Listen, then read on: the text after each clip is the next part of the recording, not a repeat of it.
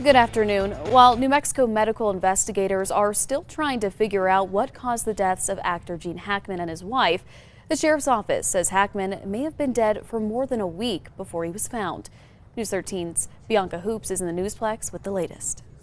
The sheriff reiterated today that there are no apparent signs of foul play, but says an initial review of the medical device linked to Hackman's heart has revealed new clues.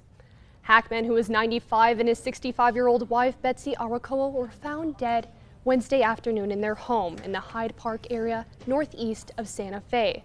At a news conference today, Santa Fe County Sheriff Adon Mendoza said the Office of the Medical Investigator is expediting tests, but has already determined that both Hackman and Arakoa tested negative for carbon monoxide poisoning.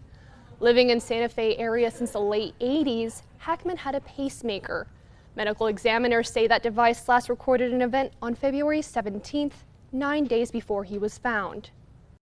According to the pathologist, I think that is a very good assumption that was his last day of life.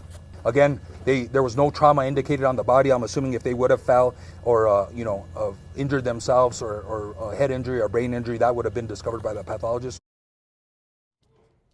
The sheriff said it's unclear who died first, but medical investigators are trying to figure that out at this point. Detectives think there is any surveillance video or near at the home that might help.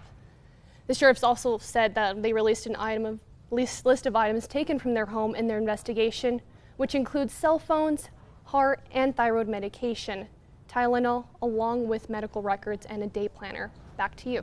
All right, thanks, Bianca.